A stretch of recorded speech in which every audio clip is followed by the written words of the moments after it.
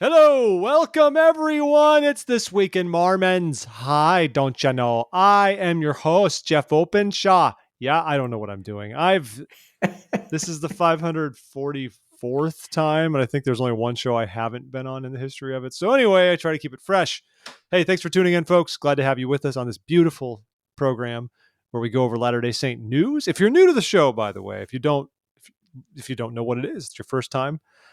We are primarily a news podcast focused on Latter-day Saint news. We were the first to ever step into said space 11 and a half years ago when we first started doing it. We also pepper in different interviews with luminaries and interesting people within the Latter-day Saint space, depending on the week. This week is a news week. I'd say it's mostly news weeks, like 75-25, that kind of thing. Anyway, we're glad you're here. If you haven't subscribed to the show, please do so. Wherever you get podcasts, whatever app you're using, just hit that subscribe button so you'll always get this in your inbox. Typically around Tuesday mornings or so, Utah time. And that's not to say this is not even a Utah production, folks, but many of you are in Utah. So like unto the church, we will frame things around Utah. And I just want to give a big shout out and thank you to our Patreon supporters who part with $2 or $3 a month to help make this show possible. That's awesome. You can do it too. We'd really appreciate it if you went to patreon.com/thisweekinmormons and just signed up there and pledged a couple bucks a month. Help us do this great thing. This takes effort. This takes time. This takes wonderful people who volunteer their time, like Devin, my co-host, who I'll introduce in a second. So we appreciate you doing that. So big thanks to all of you on Patreon to make it possible. You guys are my heroes. And if I'm ever anywhere where any of you are, I will buy you lunch. End of story. Full stop. Anyway, folks, like I mentioned, hasn't been here for a while. I like to tease our resident socialist, but I don't think that applies right now. He's our resident nice, very nice person, the nicest person, perhaps. Devin Thorpe. I like the way you think of socialists as being nice people. That's good. That's good. I mean, when I think of Marx and Stalin in particular, I think about their niceness. Hey, they're not socialists. Those are communists. Let's be careful not to perpetuate the actually, Devin, false correlation. I don't want to get political, but that is a false correlation. And take a minute for our listeners, because you get this a lot in U.S. media. You know, you talk about how Democrats are communists, whatever, stuff like that. Yeah. Very quickly draw a distinction between the socialism we are referencing and what communism is. Yeah, sure. The communists generally, and having lived in China, I have some experience with it, and it's not pleasant. I love China, but the government is kind of a totalitarian government that controls the economy. Now, it's softened a bit with their adaptations toward capitalism, but even still, the communist owns at least part of virtually every substantial enterprise in the country. So it's kind of a difficult model to live under. Denmark and most countries in Europe have some form of socialism. Of course, the United States already has a bunch of different socialist programs. So socialism and democracy are not at all in conflict, but you can say that about communism and democracy. Communism and democracy don't go together. So, sorry. That was pretty good. Well, I feel bad. That was impromptu, and I hope we didn't ruin TWIM today. No, Devin's discussion. No, that's it. We're not going to talk about you going after Curtis again. None of that's going to be on the show. We're good. If you're new, Devin ran for Congress the last cycle and had a great time doing it. Yeah, it was great. It was awesome. How are you doing, my friend? What's new over there in the Wasatch Front, where you actually are? It's great. The weather has cooled off a little bit. We had some genuinely cool days. In fact, we set a record for the lowest high temperature the other day. We've had a lot of rain. Sure. And the faithful are crediting our governor, who asked us to pray for rain, with causing the rain to happen.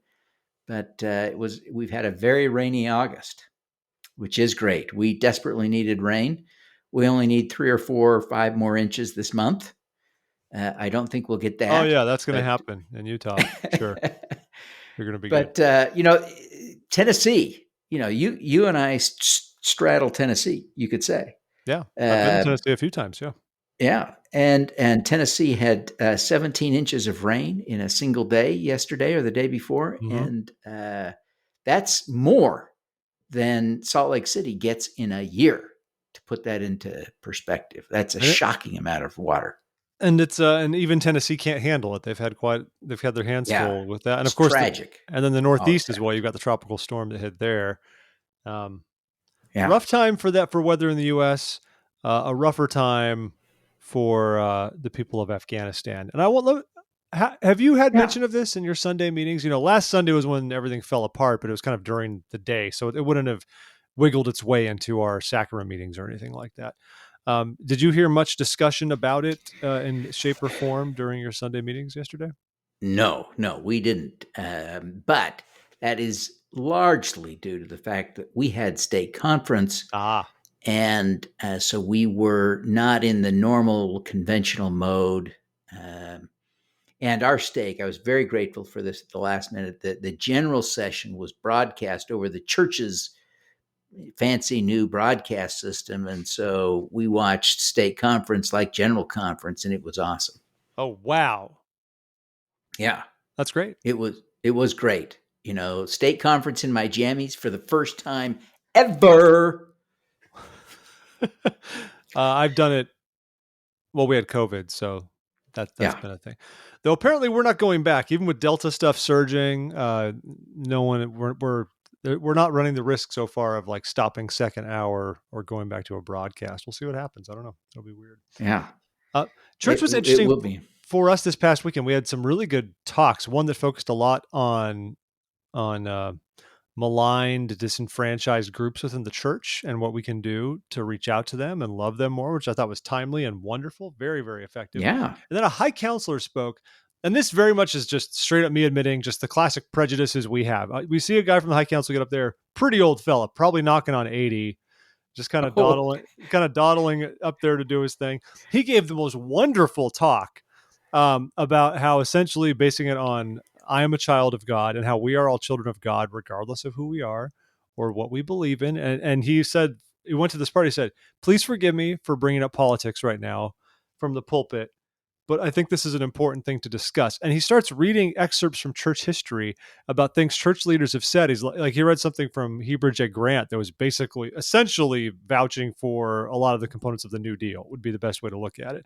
And yeah, he's like, yeah, many today would call that very liberal policies. I'm pretty sure he's still okay in the eyes of God. And he just but he didn't just lean on, he went on both sides of the spectrum. He talked about how, like, David O. McKay was an ardent Republican. Both of his counselors were Democrats at the time. He pivoted over to Ezra Taft Benson. And for every single one, he just said, I'm pretty sure they're all okay in the eyes of God. He's like, brothers and sisters, like, if I look at this as an individual, there are tenets of the Republican Party that I think align with the gospel. There are tenets of the Democratic Party that I think align with the gospel. And likewise, there are beliefs in both parties that I think are absolutely contradict the gospel on both sides. And so he was just like, we should not define ourselves by these parties. We should define ourselves as being disciples of Christ. And if in the political space we identify more with one or the other, that's okay. Our leaders have yeah, done it. We can do it too. It was very refreshing. And like I admitted, not what I expected I was going to hear when that went on. And so we had a great meeting with first talking all about how to reach out to, the people on the margins in the church. And then this great reminder that we can be from various persuasions and we can love yeah, each other and care for each other. We need more of that in church on the regular, methinks. I think that would be yeah. very I useful. think that's great. And I did say some. I did subtly or not so subtly malign communism earlier in our conversation, but it's a reminder that having spent time in China, that uh, something like half the members of the Chinese members of the church, and there are many thousands of members of the church in Nope. China, and they are. No, that's not true.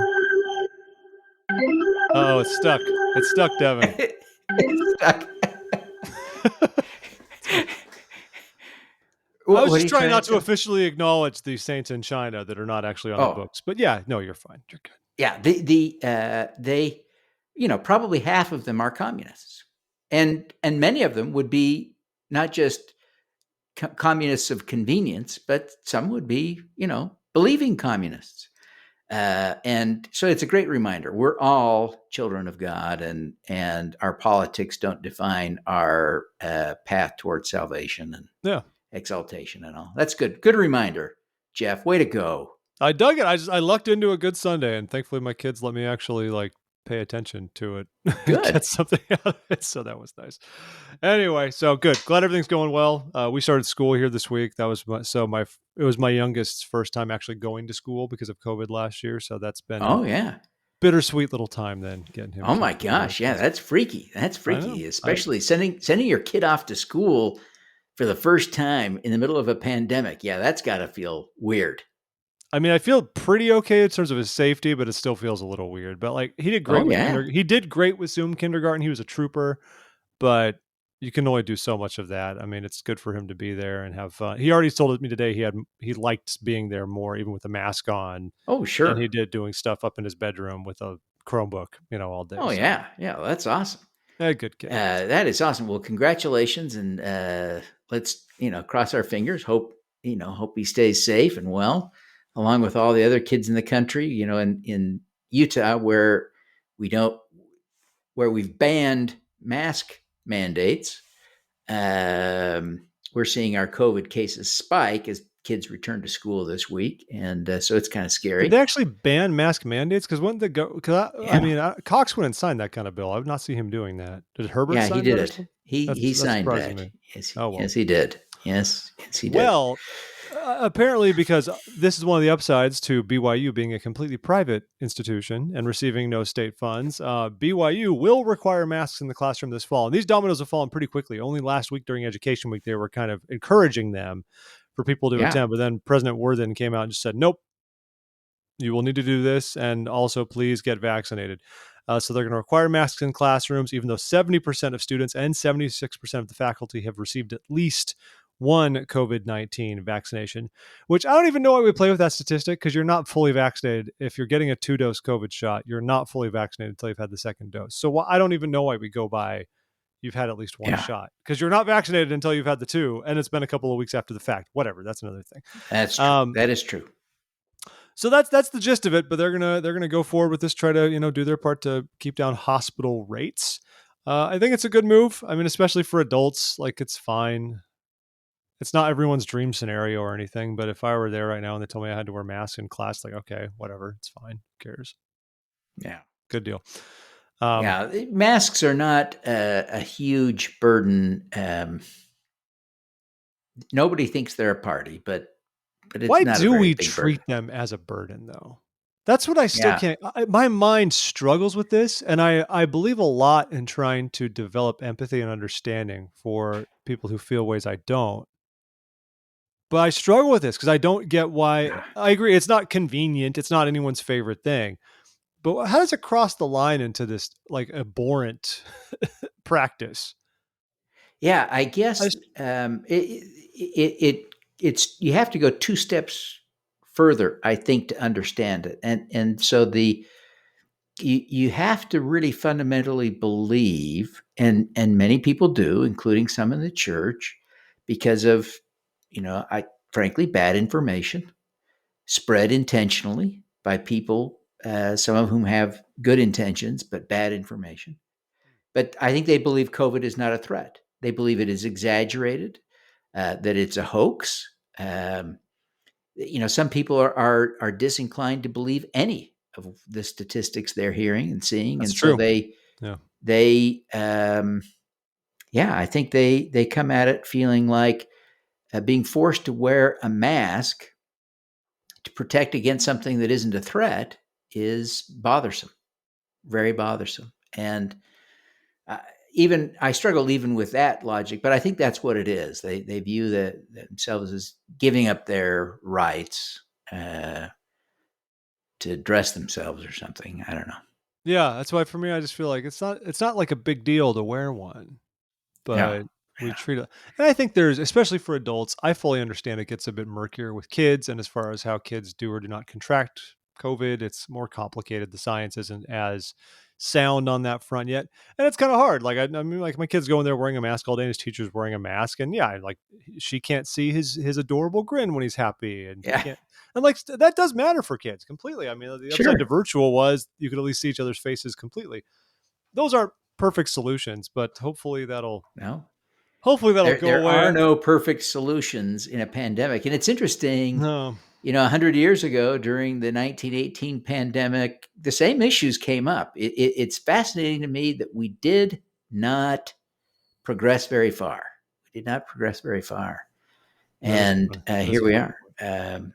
A century later, we're still arguing over whether or not we should wear masks during a pandemic.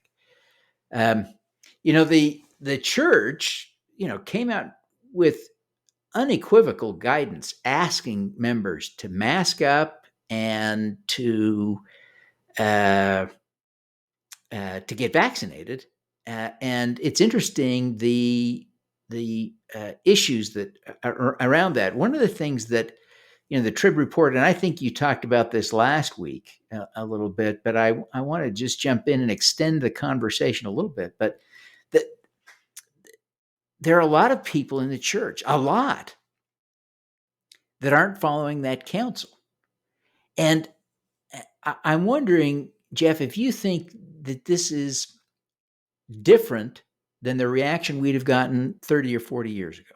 Mm. I think it's different. That if this were 30 or 40 years ago and the brethren said unequivocally, please mask up, please get vaccinated, that a higher proportion of church-going Mormons would follow the counsel than are following this counsel. What do you think? It's purely speculative, of Yeah. course, but I'm probably inclined to agree with you. I think, at least anecdotally, it seems that there's the thing that I've seen in the past many years, even just, 11 years of doing this show, but even before that, I feel like you didn't see 30 years ago as much of perhaps more and more ultra conservative church membership being less inclined to sort of fall in line in that same sense. I don't know. And I don't know if it's the whole idea of just, personal liberty and things like that. And as I started to identify more with our political affiliations, for better or worse, mostly for worse, and making Mm-hmm. that the primary thing that defines us. And again, I'm spitballing a bit here. I don't have any main data to cite anything, but I feel like I have seen that in covering this, and it seems like we identify more and more with what it is for me and what I am comfortable with, and the fact that I make my own choices. And the brethren still stress that. They still stress even what you hear in general conference. Please take it to heart and pray about it and make sense of it and everything like that. They don't. Yeah. The church does not stress blind obedience as much as some other areas or some other communities would have you believe, right? And I think 30 years ago, you'd Mm-hmm. almost always expect that to be the quote unquote questioning side of things, the rabble rousing. Yeah. And Yeah. that's good. That's an element. That's going to be an element of our faith. Okay, fine. That still is.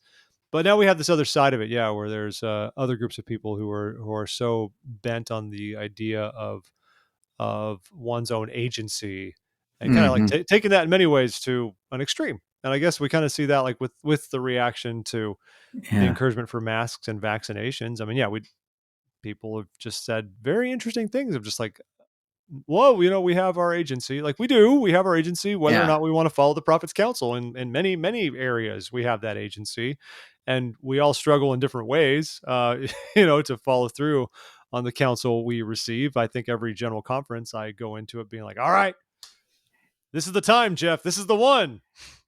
You're going to Yeah. walk Yeah. away from this a permanently changed man. And, and you try hard and stuff.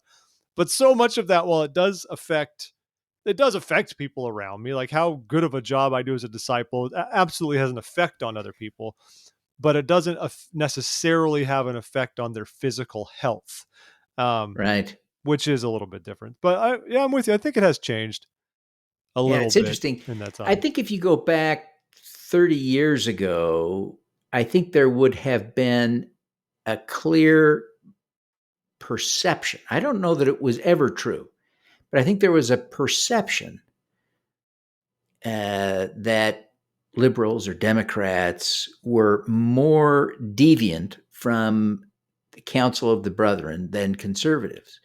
And what's interesting is with the masks and vaccines, there's pretty clearly a correlation that it's the hardcore conservatives that are more likely to disregard this particular prophetic counsel. And so it's interesting that we, in a way, there's a temptation for those of us on the left to say, oh, those right-wingers aren't following the prophet. But in some ways we've been, I don't want to say guilty, but certainly we have long been accused of that. Yeah. And I think with some foundation. I think what's different is conservatives always did the same thing, that every individual, regardless of their politics, every individual in the church disregards some of the counsel of the brethren. And I don't mean to excuse it entirely, but I think we all do that, right? We all try to harmonize the portfolio of beliefs that we all hold with the gospel and our own personal temptations and weaknesses, right? And so there have always been people in the church across the political spectrum who have tried, or sometimes not tried very hard, to comply with some counsel from the brethren on some things. I had a church leader. I won't give you the title so no one can accuse me of calling someone out. But David O'McKay. But he sort of taught me to take my wife out for dinner on Sunday because why should she work and I don't want to work, so we'll go somewhere else. This sounds like make someone else work. This sounds like Elder Cook. This sounds like you pushed that on you. So I just think of there always have been people who disregarded what we might think of as that counsel. And maybe if there is a point, maybe it is that we shouldn't fall into the temptation of politicizing that within the church, because we've always struggled to do everything the brethren tell us to do. Yeah, we do. I think the thing that frustrates me the most, though, is I would love to move on from pandemic life so we can at the very least have like that state of things in a reasonably normal state. I say that with a caveat. I really hope, though, we can learn good lessons from COVID. Like, I think it's shown us that we can find different ways to reach out, to minister, to evangelize using different media. And that's useful. And I'm so worried that I see so many leaders, frankly, speaking about like how we want to get back to normal. And that means just resetting exactly to where we were in early March 2020. And there's a lot of that I want to. But I also can't help but wonder if there are things that we should, ponder that we can do differently and change. And like, have we not seen that we have great tools before us that we can maximize? I don't know what that is exactly, right? But we can do better. Speaking of the way things go at church, though, I'm going to read a couple things here that have come from some listeners. We posted one of these on our Facebook page. This one came from Twitter. So this is an example of, for one, how we just shouldn't talk about this kind of stuff from the pulpit in the first place. Okay, so a primary president in a ward, hardcore anti-vaxxer and anti-masker, was speaking in sacrament meeting and called the prophet, quote, an influencer who is trying to control church members with the mark of the beast. And then like nobody shut her down. And this raises the questions of, like, that's not a judge in Israel. But if you're actually saying that about the prophet from the pulpit, I think that hews closely to some of the official handbook definitions of what merits apostasy and some form of counsel of love with some of your leaders in some capacity, right?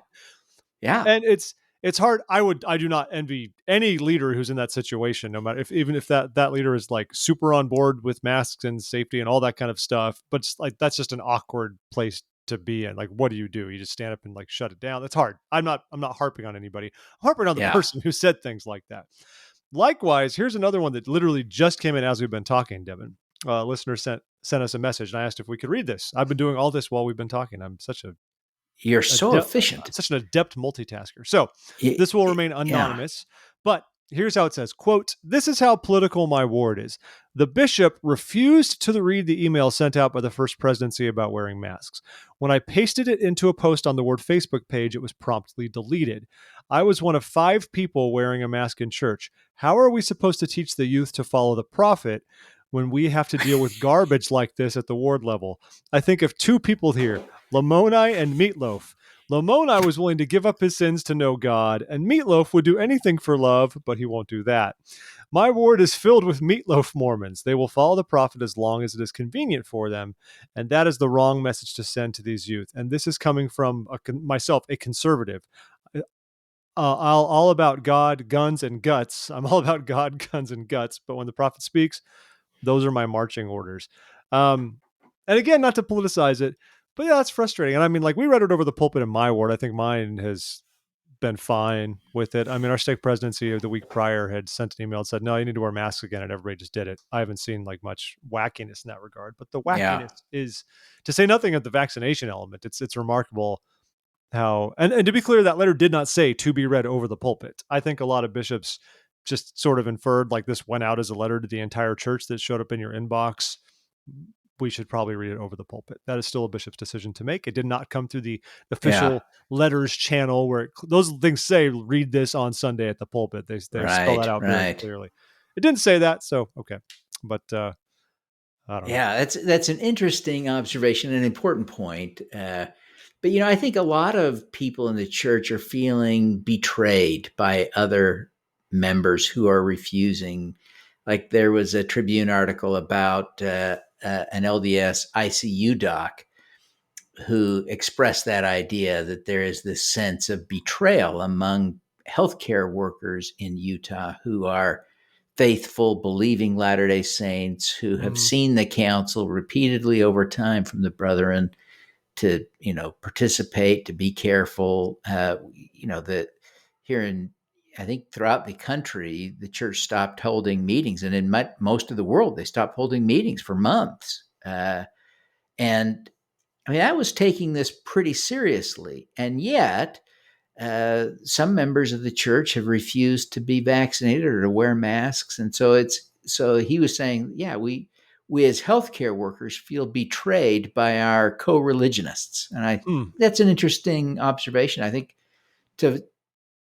I'm a little bit sensitive to that. I'm not hyper angry or anything, but my wife is kind of vulnerable to these things, and so I am a little bit disappointed in those who refuse to wear masks and get vaccinated. Yeah. It's hard not to feel It's hard. disappointment in that sense, right? That's tough. Yeah, I think so. And I Well can't said. imagine how I would feel if I were a healthcare worker and I'm taking care of COVID patients every day, risking my life, literally. Can you imagine how that would feel to have people coming in unvaccinated in July and August of 2021? It would just feel so frustrating. Yeah. At the least, frustrating. We've had a long time to just get it together and try to beat this thing, and we just we're essentially choosing not to. Yeah. At a societal level, we're choosing not to end the pandemic. We're just hoping it'll go away and not wanting to do the work, which isn't that much work, quite frankly, to do it. Just everybody just the overwhelming majority has to agree at a societal level to do that. And that's where I'm all for rugged individualism, but it doesn't work in pandemics. You just kind of have to set that aside. Yeah. We've been at this pandemic stuff for a year and a half. I don't even know what the show would be about if it weren't for COVID. But thankfully, there is other news, though. There's other stuff that does happen. I guess this whole show would only be 15 minutes long if not for COVID. Nowadays. So let's get a wee bit scandalous. One Peggy Fletcher Stack, who allegedly is to be trusted, posted. Yes, I know Peggy. She's great. Okay, on her Facebook feed this week that she didn't write an article about it, but basically it's come to light that the funds to build City Creek, the City Creek Mall is that mall that straddles Main Street, abuts Temple Square. It replaced the ZCMI Center, the Crossroads Center. It's all nice and fancy. The church built it, not without some controversy. Many wondered if we should be building this mall in the first place, just for like, why are we building a mall, regardless of any of the funding behind it. So the church has long said it does not use tithing money to fund for-profit endeavors. Apparently, per Peggy's reporting, it has come to light that while the principle on tithing was never used for it, the interest, however, has been used for the investment arm. And so Peggy was curious, like, does this change the way you feel about anything No, with I mean, because City Creek? Or let's be real. 100% of the money the church has is either tithing money or donations, or it is interest and financial returns and profits derived from investing the tithing funds. So 100% of what the church has is in one of those two buckets. So it is a meaningless observation to say it came from the interest on, and the money mushes together, right? yeah. It's not like it's really separate, right? At the end of the day, they say money is fungible, right? And which is to say, you could move $10 out of this account, move it into the other account, and it works exactly the same. So Right. it's just Right. accounting that would separate them. So if it's okay for the church to do it, it's okay for the church to do it. And if it's not, it's not. And I would go a point further on City Creek. If the church can invest its money, then there's no reason the church can't invest in City Creek. If you say, well, it can't because it's a bad investment, then I would say, well, if it's a bad investment, then it's motivated by the church mission to support the community, to protect the environment around its flagship temple and its corporate headquarters. Well, for crying out loud, if it would seem perfectly aligned with reasonable missions to build the mall for the sake of the community and for the sake of the neighborhood around the temple. And so if it's a good investment, it's just like buying stock in any company. And if it's a bad investment, it's a genuine church mission. There isn't a scenario I can conceive of where you wouldn't say, okay, the church is okay to do that. Now, one of the criticisms people like to make is that the church doesn't spend enough on humanitarian aid. I'm a big fan that the church could spend more than it does, but I will say this: the church has been a little bit opaque. They keep dropping tea leaves of clues about its spending on humanitarian stuff, and it looks to me, from what I'm reading and putting tea leaves together, that the church has increased its humanitarian spending about tenfold over the past decade. So we can argue about whether they're doing enough, but they're clearly doing more and more and more, which I think is fantastic. That is good. I like your perspective there, especially reminding us that whatever money we have and we are investing has at some point come from tithing, especially because we're not big on debt. I don't think we were taking out a loan so we could play the Yeah. market or anything, right? We're not buying No. on margin or anything like that. So, Yeah. And that's a really good point. At some point, whether it came just from savings accounts with tithing and they took the interest and invested that, whether they took the tithing itself and just invest it, whatever it is, it comes from there in one way or another. Do you feel like in any way is it in any way disingenuous though, when we go out of our way for PR reasons to say tithing money doesn't go to the for-profit endeavors? That's kind of our line. And I'm not trying to trap anybody. I'm just curious, like, is there a messaging part of it though that comes off as a It's little? tough for us to know because the church isn't transparent about these things, and we could argue about that. But it appears, from what I've read, that people have disclosed that it seems like the church does generate more tithing and other donations each year than it costs to operate the church. Mm-hmm.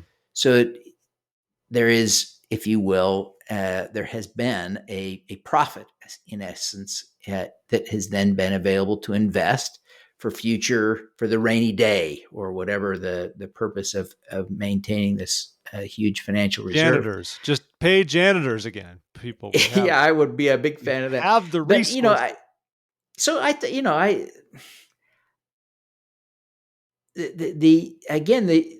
The church unequivocally has the legal right to invest its surplus funds. The church unequivocally has the right to do these things. There is just no precedent that would argue otherwise. Um, I think the more interesting question is, if you've got a surplus of tithes each year, is there more good we could do in the world than invest after you've got enough money in the bank that it would appear that profits on the investments would be enough to fund the operation of the church? We're approaching that level of the church's reserves, and so that does beg the question. So I don't mean to suggest whatever the church does is fine by me, but which of course it is. But it better be I after think all that talk about following the prophet on masks, Devin. You've laid down the gauntlet. Oh yeah. So no, I think I think that City Creek is a silly argument. That's the bottom line. Okay. Worrying about how the church paid for City Creek is a silly thing to worry about, and we shouldn't worry about it. There are bigger things to worry about, and before we worry about the church, most of us should be worrying about ourselves. Booyah! And all right, folks. You're gonna love this one. James the Mormon. This is a couple mentions here. You remember James the Mormon? Do you remember James the Mormon, Devin? Do you even know James the Mormon? Kind of, sort of. I don't know that I've ever even seen. Maybe I think I saw one short YouTube video clip of him. You're definitely the target demographic. So I'm surprised you know so much about him. So James the Mormon, who we interviewed on the show a long time ago. We were probably one of his first interviews. Yes, if you look for the episode, it's called like Vivint Bros something. I should just retitle it James the Mormon. I've learned good lessons on SEO over the years to just call something what it is so it can be indexed appropriately by search engines. Right. Yes. Yes. Make it easier to find.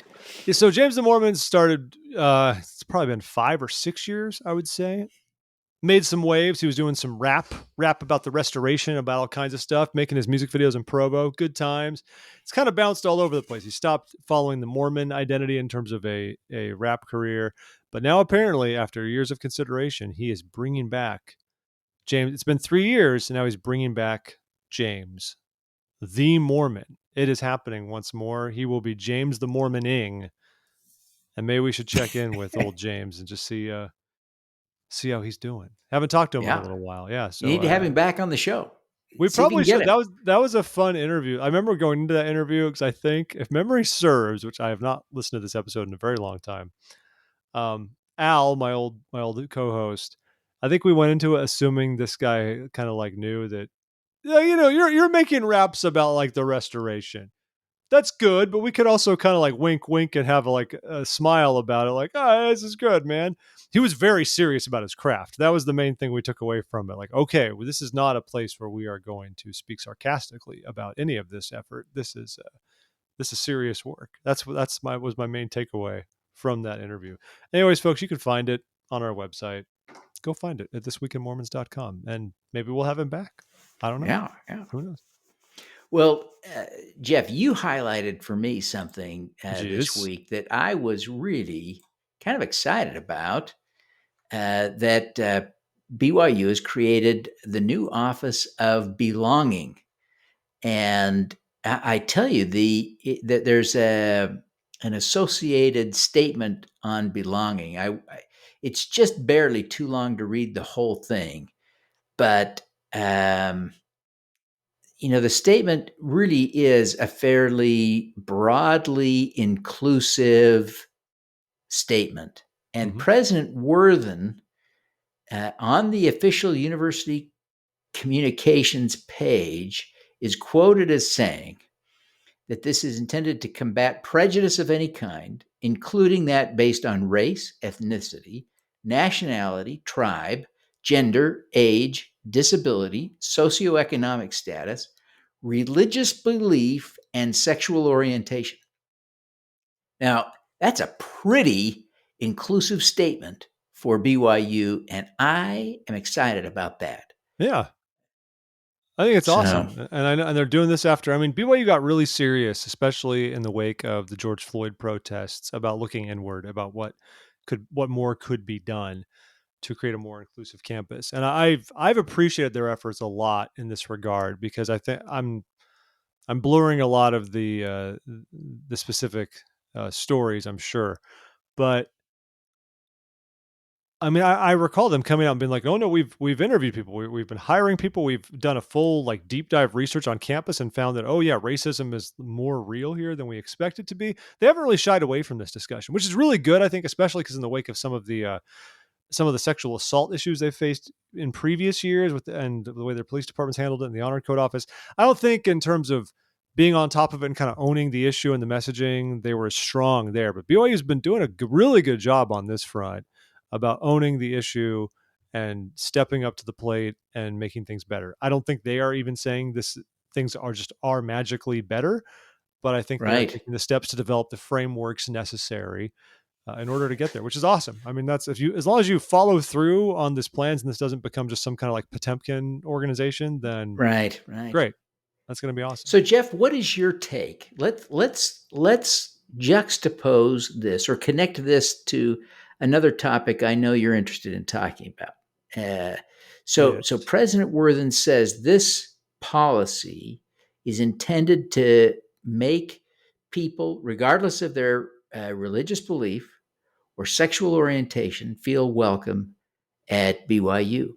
Um, One of the things you wanted to talk about this week, I think, is Elder Holland's talk, right? So tell us about how you think those connect. Well, since you're asking, this is one of these interesting case studies as well, in the way different news outlets choose to cover different aspects of the same story. It's a pretty good example of that. So Elder Holland spoke literally following at the same like event when President Worthen announced the new Office of Belonging. They were, I forgot what this was at the annual university conference of BYU, and Elder Holland, of course, is former president of BYU. He went to great lengths to stress his love for Brigham Young University and how much it means to him personally. And but he spoke a lot about sort of that BYU needs to be in a place where it's, I guess, willing to fight back in a sense. And I don't know if this wasn't going after like quote unquote woke culture necessarily, but saying that we strive so hard. I guess basically we're striving so much for acceptance, so much to be inclusive in this and that. Are we also putting down our foot and saying, hey, we still represent the church, we represent the gospel and the standards of the church, and we can't be afraid of that. And he said, as much in his remarks, he said, like, even in academic circles, this might leave us being the odd one out. And if it is, so be it. Whoop-de-doo. Um, as far as what different outlets cover, though, Deseret News kind of covered this and just said, quote, BYU must stand, quote, committed to its unique academic mission and to the church that sponsors it. I don't even know if it mentions the letter that someone wrote to him. I don't think it does. The full transcript does. Basically, you had a professor who wrote a letter. Trying to find this. Where'd it go?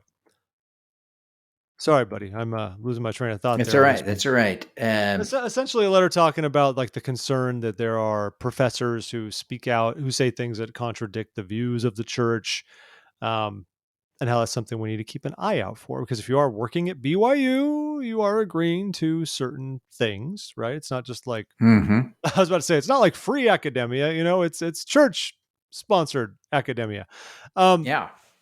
but then the Well, other part of go ahead, go ahead. Well, I was just going to say, one of the things he emphasized, I think, is that it is primarily intended to be an undergraduate institution. Mm-hmm. And that has deep implications for the university and for the faculty. We got to close the Tanner building now Because too. Then yes, right, good. if you're not going to do, if you're not going to pump out PhDs in a field, the level of academic rigor is completely different. And what he seems to be saying is, we don't care about academic rigor. We care about raising up the next generation of faithful Latter-day Saints. And It's the church's money. It's the church's school. I'm not sure I would want to be a professor there, but I can't argue that the church doesn't have the right to take that approach. How on earth could you? The church heavily subsidizes the school. Uh, the tuition, I can't imagine, covers a third of the operating cost. So anyway, I think the Yeah. church, Elder Holland certainly has the right to come in and kind of lay it down. That's a funny point too. It's a bit of a digression, but the fact that BYU isn't designed for postgraduate work. I mean, obviously there's elements that I joked about the Tanner Building. I mean, they've got their famous MBA program, a good law school, and you can get PhDs at BYU, even though I don't meet many people who bother to get doctoral degrees at BYU. But I'm even looking here. I mean, you can get them in biochemistry, biology, chemistry, civil engineering, computer science. This is just on their website.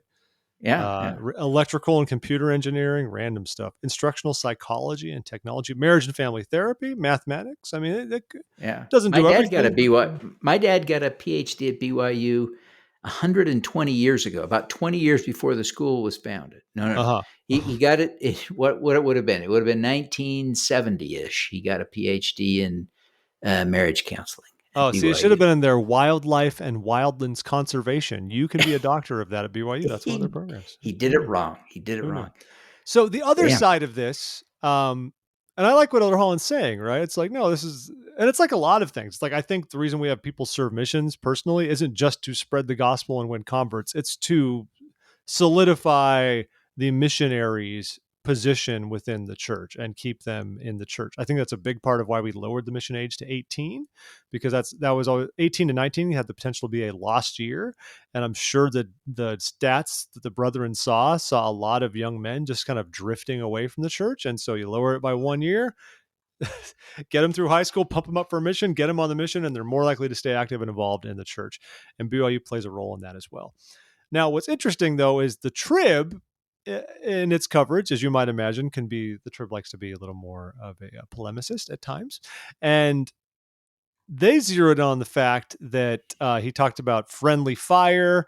He quoted a quote. I want to say that correctly. He quoted then Elder Oaks quoting Elder Maxwell, basically saying that the old saints used to, when they built the Nauvoo Temple, they basically had their Bible in one hand and a rifle in the other, and that maybe the professors at BYU essentially need to have the same mentality to defend the church, just as they would defend themselves.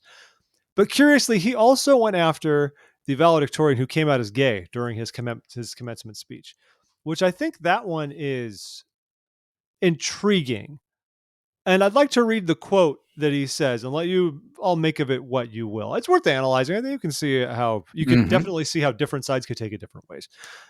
He said, quote, if a student commandeers a graduation podium intended to represent everyone getting diplomas in order to announce his personal sexual orientation, what might another speaker feel free to announce the next year until eventually anything goes?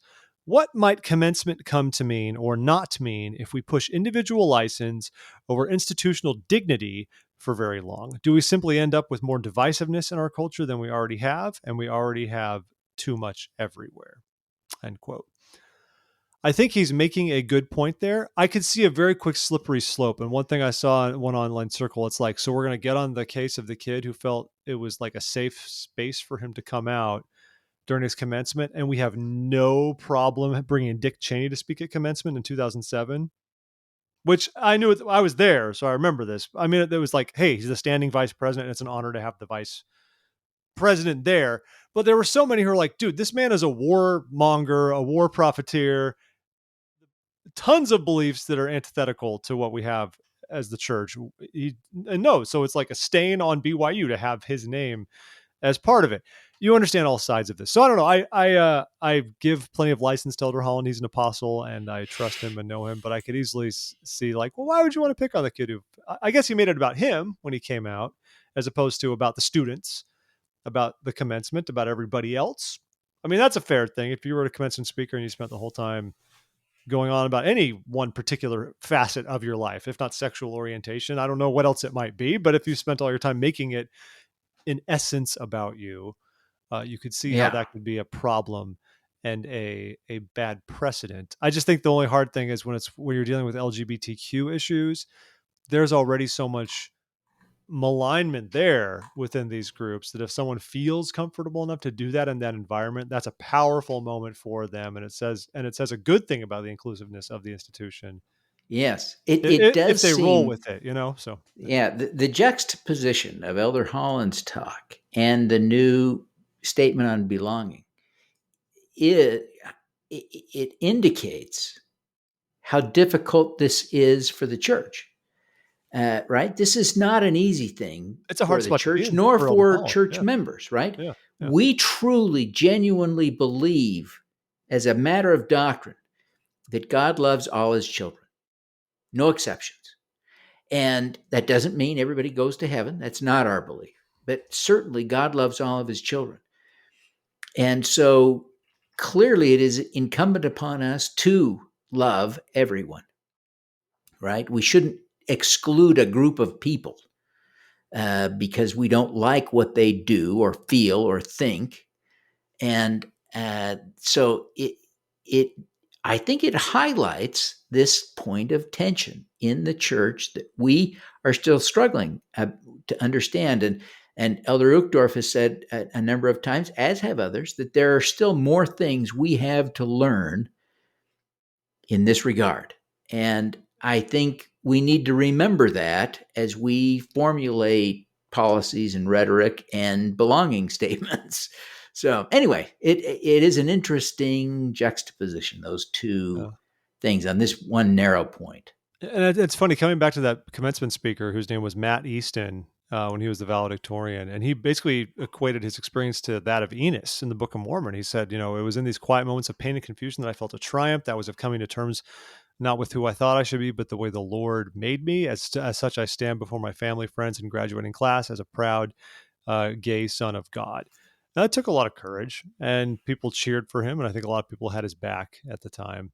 Anyways, yeah, I'm with you. I don't envy Elder Holland or any of the church leadership in this case, because there's not. It's a difficult thing to lead the church through. Yeah, and it's hard to say, like, well, it's not a sin to be gay, but it's a sin to act upon being gay. And I think the church is kind of like Elder Holland said, like, there's going to be times we're just going to be left alone and stand alone. And that's just how it's going to be. But it is really tough with this issue of we're being more inclusive of gay members of our faith. And like, how do we do that in a way that we still feel like we're being responsible with everything else, which we shouldn't feel.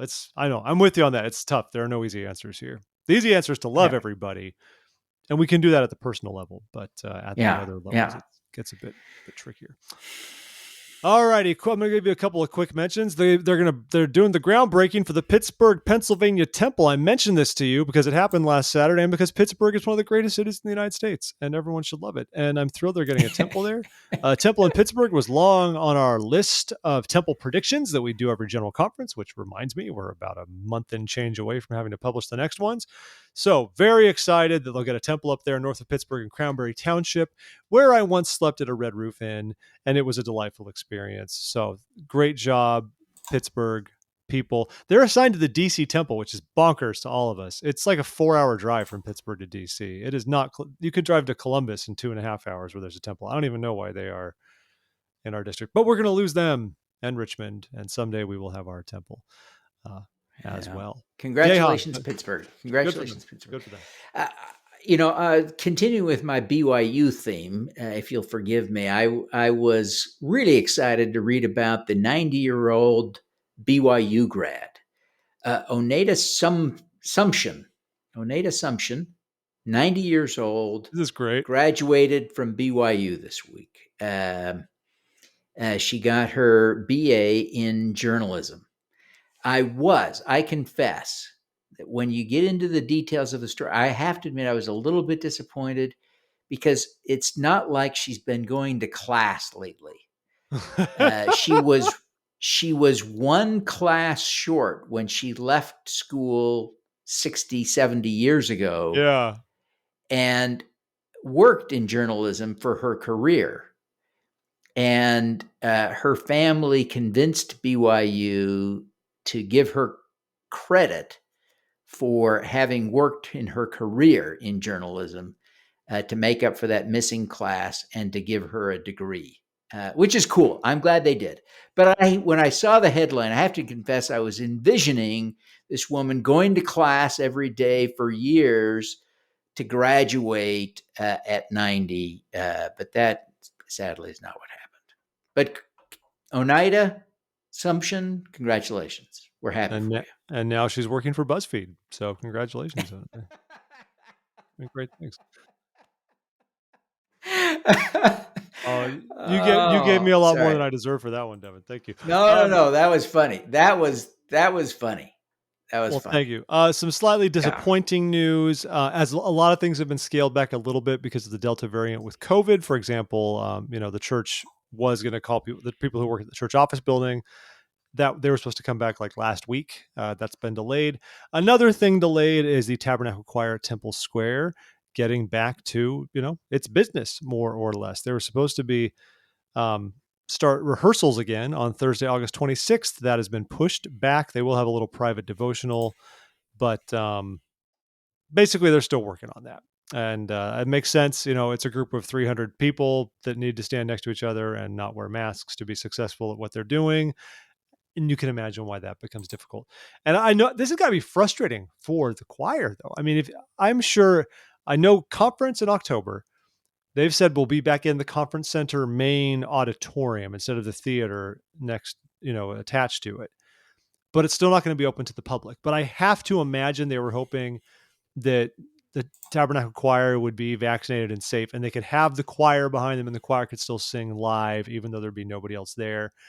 And I imagine this is very frustrating because they're wondering, can we do that now? Or are we going to be replaying broadcasts again for the fourth time? Fourth time? Is that where we're at now? The fourth time? Third time? I don't know where we are with this anymore. I've lost track of. Yeah, fourth time. It's October. Crazy, man. So I hope it gets better. Another reason, folks, to work hard to make COVID go away. Do you want Tab Cats back? I want Tab Cats back. I love the broadcast, but I want them back. Yeah. We need them back. The world needs them back. That's for sure. Well, Jeff, did you talk about Jeff Border's thing last week? His Pioneer article? We did not. Should we talk about that a little bit? Hit me. So this is a really interesting piece that Jeff Borders wrote for TWIM, and I love his perspective because I have the opposite perspective.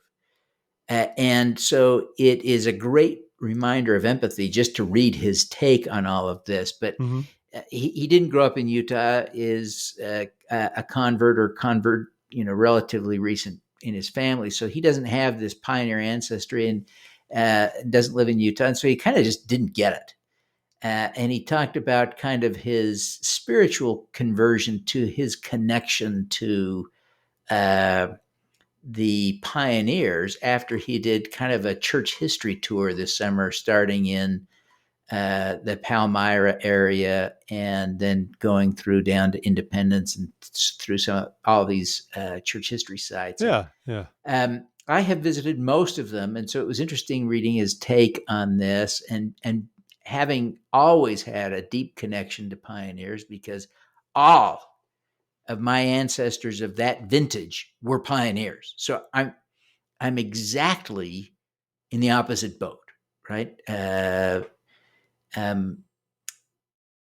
be the last of my generation with that. I married a wonderful woman who has some pioneer ancestry, but she's not pure. Oh my gosh! Pioneer you married a mudblood. How could you do that? Yeah. So her mother was a convert to the church, so it's crazy. But my mother-in-law is also a convert to the church. So there you go. Yeah, and thank heavens for that. But anyway, it was great to read this piece because I've often heard people feeling this way outside Utah, and it was fun to kind of be able to channel this and recognize that there is a different feeling, at the beginning, certainly, that we all have toward pioneers. But I remember, when I lived out in D.C. before you were born, that we had a rather robust Pioneer Day celebration out there. I was very, very impressed. So not everybody outside Utah feels this lack of connection, but I get that some do. I remember hearing it then from some folks, like, why are we doing this? It's just, but yeah, it's there is a connection that I think, can all feel to the sacrifices and the difficulties of building the church, traveling across the plains, and establishing a place for the church to prosper here in the West. It was not easy. And, No, no. I live 2 blocks from the Salt Lake Temple and run by it most mornings. And, it is quite a monument to the history of, to pioneering. And it is kind of difficult, if not impossible, to completely separate pioneer history from the establishment of the church and its doctrine. They're interwoven. So anyway, it was great to hear Jeff's take on that, or read Jeff's take. So No, I think Jeff struck a chord with this one. It was a great piece. I mean, especially as a convert, I grew up in Southern California. I mean, we were aware of Pioneer Day, and obviously there's pioneer heritage there. I mean, the Mormon Battalion sure. Center in San Diego. Yep. I mean, Latter-day Saints founded San Bernardino, and boy, I wish they would have held on to that place, because it has not carried itself well since then. Come on, San Berdue, get it together. There's a reason the temple in that area is in Redlands, not in San Bernardino, despite it being the big city of the region. Yeah, I appreciate that too. It's a good piece. One of my favorite things. Yeah. I've only seen some Pioneer things. I've been to Utah, of course. I've seen a lot of the sites there. I've been to Palmyra. My wife and I have been there, and that was a really neat experience. One of my favorite memories was we toured the Grandin bookstore printing store, and the mission president for the Rochester mission happened to be there at the same time. So he was along for the tour. I don't know if he was trying to show up his sister missionaries who were giving it, but we had way more insights than we normally would have, because that was in his portfolio. That was really interesting. And honestly, Yeah. one of the favorite things I've experienced is my good buddy Al Doan, co-founder of this show all those years ago, grew up in Caldwell County, Missouri, and that's where he still lives. And when I've been out there to visit Oh, him, wow. I mean, the Far West Temple site is on the way from his house into town where he works. And there's all these little nuggets of history. I love going to the Far West site. Like, you just pace around and think, like, the cornerstones Yeah. are there. It's this monument to something that should have been, but wasn't, and many they've wondered for years when they announced the temple in the Kansas City area. Many were like, are they going to do it in Far West? Like, are we going to build it, like do a Nauvoo, just build it there? They didn't do that, of course, but we have a Yeah. lot of rich I can history. relate to that a little bit. I'll share one story, and I'll try to keep this safe. But about 30 years ago, I was living in upstate New York, and I was assigned to give a talk in church, and I was struggling to get it prepared. Just didn't know what to say. And so finally, I sort of remembered hearing a talk once about preparing talks, and basically the theme of this talk about preparing talks was, don't prepare the talk, prepare yourself. So I said, okay, I'm going to do that. So I got up, like, it was super early for me. So that would probably have been 6 o'clock, maybe a little earlier. And I drove up to the Sacred Grove. And this was at a time, right? 30 years ago was different. There was no temple there. Yeah. There was no visitor center there. The crowds, this was the off season. It wasn't the summer. This was during the school year. As I recall, it was spring, April or May. So I went, and I had the chance to go be all alone, completely, 100% alone and unaccompanied in the Sacred Grove. That was a profound experience. So anyway, yeah, these church history sites are pretty cool and sacred, and I love them. That's great stuff. Thanks, Devin. Well, folks, that's it for this week. That's it for this week. That's it for the week. I slur my way out of the episode. It's tired here on the East Coast. What can I say? It's tired. Thank you. Oh, hey, can I plug my book? I was about to ask you to plug the book. Go ahead. Oh, I'm sorry. Dang it. That would have been so much cooler if I'd let you ask me. Okay, let's pretend. Go ahead and do it. Ask me, and I'll pretend I didn't do that. So, Devin, I understand before we go, you have another book coming out. I think you talked about it last time you were on the show, but it's ready to go, right? Why don't you tell us Yeah, what's going on with that's that? right. Thank you very much for asking me, unprompted and unscripted, You're welcome. to talk about my book. That's very kind of you. So, Anytime. yeah, I just finished my book, Superpowers for Good. It's about some of my interviews with amazing people, including Bill Gates, and their insights about what their personal strengths are and how we can emulate great people. And there are a bunch of Mormons in the book, so it's definitely worth reading if you're a Latter-day Saint. And it's available, Superpowers for Good, as a pre-order on Amazon right now. Awesome. We'll put a link to it with this episode, folks. That way I get an affiliate commission if you buy it. Booyah. Oh, good. Good. Yeah, Do that. there's the dream. Cool, man. That's great. Well, we'll look forward to that. How many pages is it, just so we can plan? It's like 246, I think. Easy read. No problem, right? Yeah. No, it should be a fun read. I really hope so. Good. And I'm working on the audiobook this week, and that'll really be a fun one for those who like that kind of thing, because I have it for each chapter with each of 66 different people. I have the original recording of them describing their own superpowers. So that's kind of fun. I like that. That's nice. All right, Yeah. folks. Well, everybody, support Devin and support us, of course. Please go to thisweekinmormons.com and follow us on Instagram, Facebook, Twitter, blah, blah, blah. All that good stuff. But sincerely, thank you for taking the time to listen. It means a lot to us. And we'll be with you again next week. We're creeping towards Labor Day, folks. Wear that white while you can. Until then, for Devin, I'm Jeff. This has been This Week in Mormons. We'll talk to you later. Bye-bye.